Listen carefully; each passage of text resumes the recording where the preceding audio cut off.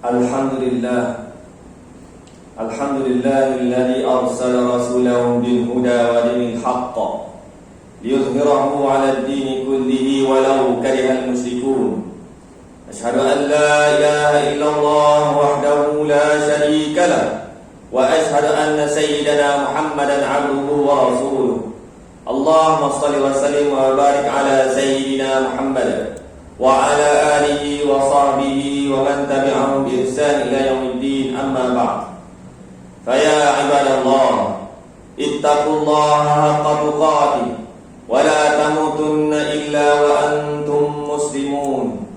Sidang jemaah yang dirahmati Allah SWT sekalian, saya berpesan kepada diri saya dan juga tuan-tuan sekalian, marilah kita sama-sama bertakwa kepada Allah SWT dengan sebenar-benar takwa, dengan melaksanakan perintah Allah SWT dan meninggalkan larangannya. Mudah-mudahan Allah SWT menggolongkan kita di kalangan mereka yang berjaya di dunia dan berjaya di akhirat, insya-Allah.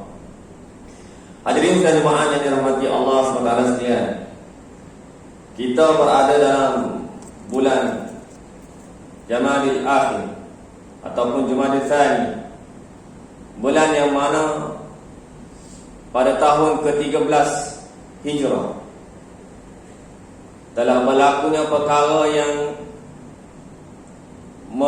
menyedihkan seluruh umat Islam, iaitu peristiwa kewafatan Sayyidina Abu Bakar As-Siddiq radhiyallahu anhu. InsyaAllah dalam khutbah ringkas pada hari ini kita akan cuba untuk sedikit sebanyak mengenali sosok tubuh yang bernama Sayyidina Abu Bakar As-Siddiq radhiyallahu anhu. Allah Subhanahu wa taala berfirman dalam surah Ali Imran, A'udzu billahi minasy syaithanir rajim.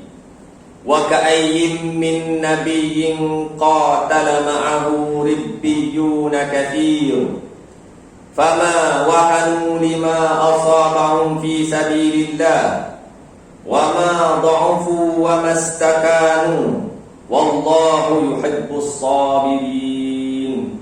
Shadaqallahul azim. Dan berapa banyaknya nabi yang berperang bersama-sama mereka sejumlah besar dari pengikutnya yang bertakwa. Mereka tidak menjadi lemah kerana bencana yang menimpa mereka di jalan Allah, dan tidak lesu, dan tidak pula menyerah kepada musuh. Allah menyukai orang-orang yang sabar. Dan jemaah yang dirahmati Allah SWT sekalian, khalifah ataupun pemimpin merupakan satu jawatan yang penting dalam menjaga amanah, dalam menguruskan urusan dunia dan menjaga kesucian agama Allah Subhanahu wa taala. Oleh itu dalam sejarah Islam, dalam sirah, tak kala kewafatan Rasulullah sallallahu alaihi wasallam berlaku pada hari Isnin 12 Rabiul Awal tahun ke-11 Hijrah, maka pada hari tersebut tanpa ada tunggu-tunggu lagi, umat Islam begitu sibuk untuk menyelesaikan masalah pelantikan khalifah. Siapakah yang akan menggantikan Nabi Muhammad sallallahu alaihi wasallam sebagai pemimpin umat Islam ketika itu?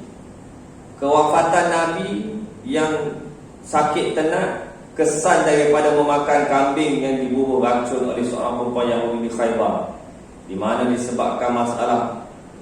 disebabkan masalah pelantikan khalifah, menyebabkan jenazah Nabi yang mulia terpaksa dikebumikan pada keesokan harinya, iaitu pada hari Selasa malam Rabu di bilik Sayyidatina Aisyah radhiyallahu anha. Maka sahabat-sahabat Nabi berkumpul di Zaqifah Bani Sa'ad, satu dewan mesyuarat yang berada berhampiran dengan Masjid Nabawi, satu tempat bersejarah yang sangat penting. Berlakunya satu mesyuarat, siapakah yang akan menggantikan Nabi Muhammad sallallahu alaihi wasallam, dan diberi nama sebagai khalifah. Pada mulanya perhimpunan ini tidak diketahui oleh kaum keluarga Nabi dan tokoh Quraisy, sehinggalah ada dua orang sahabat datang bagi tahu kepada Sayyidina Abu Bakar dan Sayyidina Umar.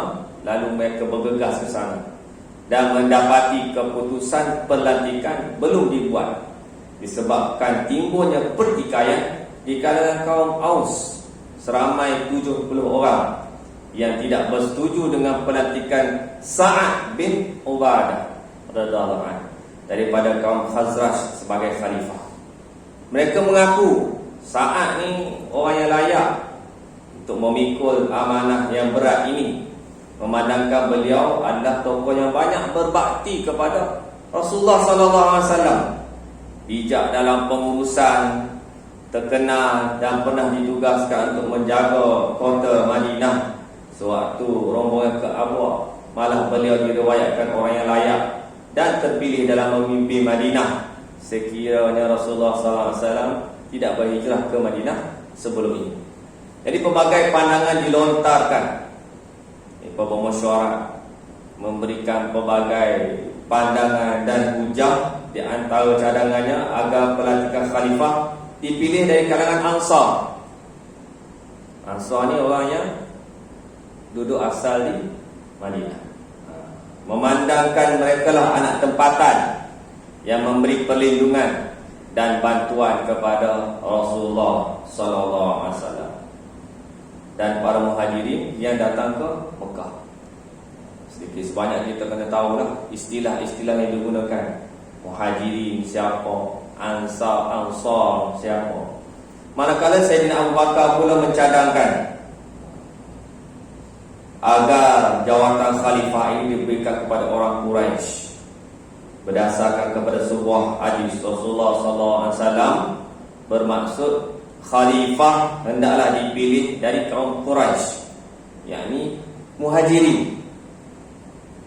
Di samping itu alasan Sayyidina Abu Bakar lagi bahawa kaum Muhajirin merupakan golongan pertama yang memeluk Islam tanpa menafikan bakti dan segala jasa yang telah dihulurkan oleh golongan Ansar dari kaum Aus dan Khazraj.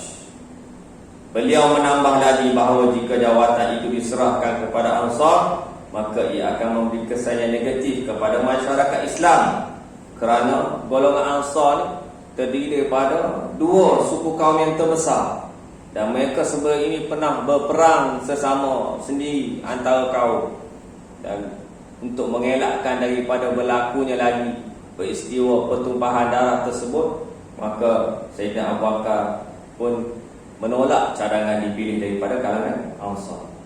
Mendengar penjelasan Sayyidina Abu Bakar, lalu Hubab Al-Munzir dari kaum Khazraj bangun mencadangkan agar dua khalifah dilantik, seorang daripada Muhajirin, seorang lagi daripada Ansar.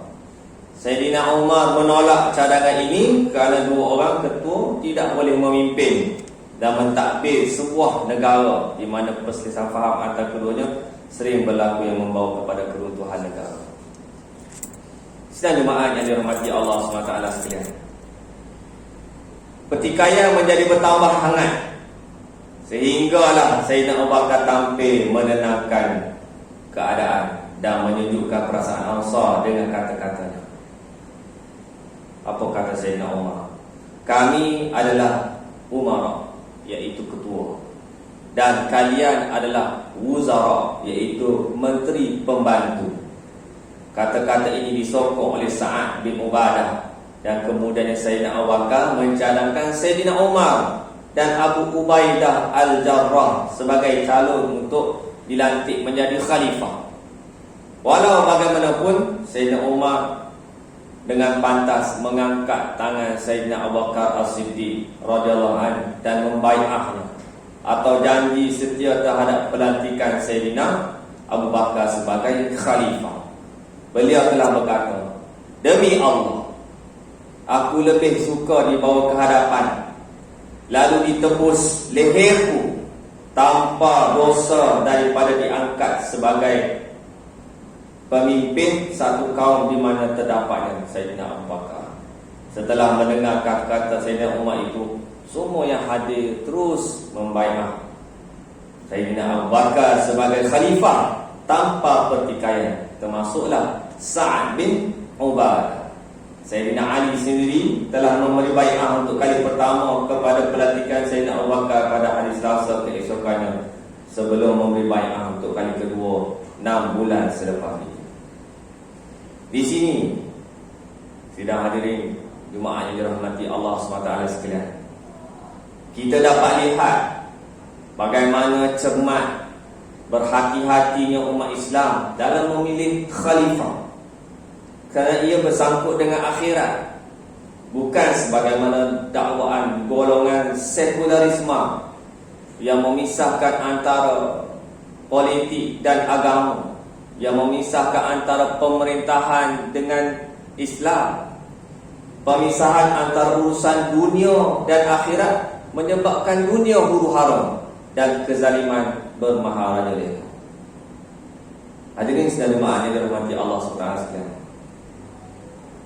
fahamkah kita daripada peristiwa yang dibentangkan tadi betapa pentingnya pemilihan seorang pemimpin yang akan memimpin umat ini? Begitu telitinya diceritakan, seolah-olah macam kita membacakan 1 minit mesyuarat tadi.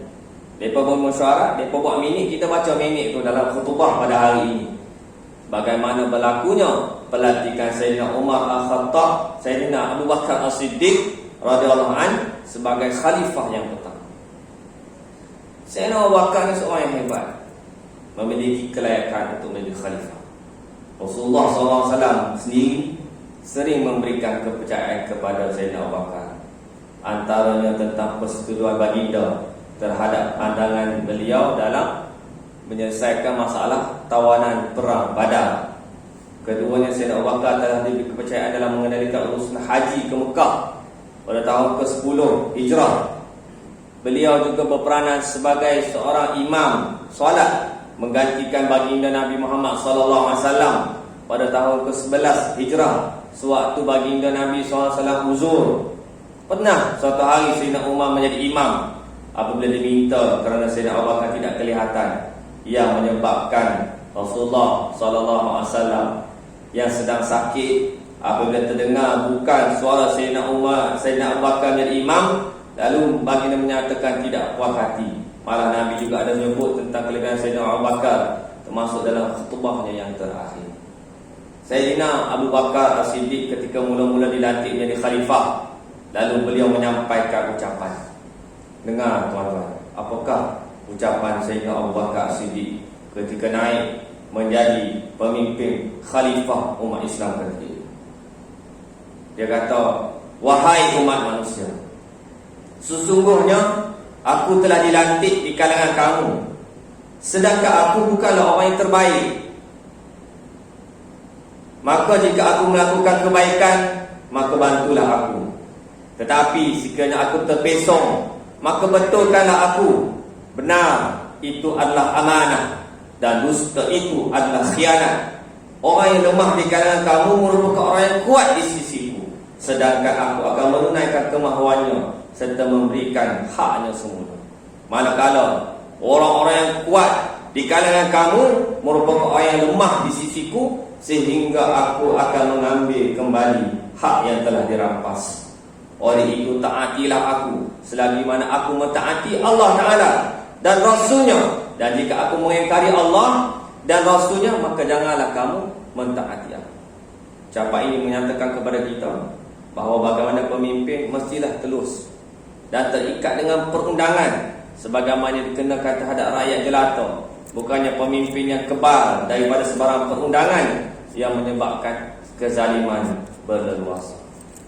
Hadirin dan jemaah yang dirahmati Allah SWT sekalian, Sayyidina Abu Bakar ini turut menyatakan bahawa penerimaan terhadap jawatan khalifah itu adalah kerana umat Islam bersepakat membai'ahnya, dan bimbang jika berlakunya fitnah dan murtad jika beliau menolak bai'ah tersebut. Perkara ini menunjukkan betapa pentingnya khalifah untuk mengurus urusan dunia dan menjaga amanah agama, bukannya pemimpin itu untuk mencari kekayaan dunia sehingga timbulnya politik wang, timbulnya masalah rasuah, salah guna kuasa. Sebab itulah hari ini kita melihat para ulama mula menerima kembali jawatan sebagai pemimpin. Apabila golongan pemerintah sebelah ini ramai yang mengkhianati amanah dan memerangi agama walaupun beragama Islam, sehingga ada para ulama yang dibunuh. Penerimaan jawatan ini bukan kerana mahu kemewahan, tetapi bagi memastikan amanah agama ditunaikan dengan sebaiknya menurut kehendak Allah dan Rasul. Hadirin sekalian jemaah yang dirahmati Allah SWT sekalian, Allah SWT berfirman dalam surah Ali Imran, ya ayyuhalladzina amanu in tuti'ul ladzina kafaru yaruddukum ala a'qabikum fatanqalibu khasirin. Wahai orang-orang yang beriman, jika kamu mengikuti orang-orang kafir, nescaya mereka akan mengembalikan kamu ke belakang, yakni kekufuran, lalu jadilah kamu orang-orang yang rugi. Hadirin sekalian jemaah yang dirahmati Allah SWT sekalian, ada 3 perkara kesimpulan yang kita boleh ambil pada tengah hari ini. Yang pertama, peristiwa tersebut menunjukkan betapa pentingnya kepimpinan mengikut acuan Islam.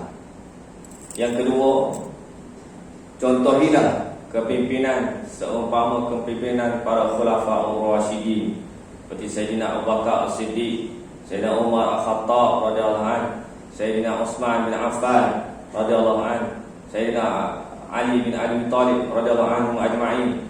Dan kesemua ini menunjukkan contoh-contoh sebagai pemimpin yang hebat yang sepatutnya kita contoh. Yang ketiga, menjadi kewajipan kita sebagai rakyat untuk memilih pemimpin yang soleh, pemimpin yang taat kepada perintah Allah, untuk kita bersama-sama dengan gerakan Islam yang dipandu oleh Al-Quran dan Sunnah yang dibawa oleh para alim ulama. Barakallahu li wa lakum fil Qur'anil azim wa nafa'ani wa iyyakum bima fihi minal ayati wa dzikril hakim wa taqabbal minni wa minkum tilawatahu innahu huwas samiul alim. Aqulu qawli hadza wa astaghfirullahal azim li wa lakum lisal muslimin wal muslimat wal mu'minin wal mu'minat fastaghfiruhu innahu huwal ghafur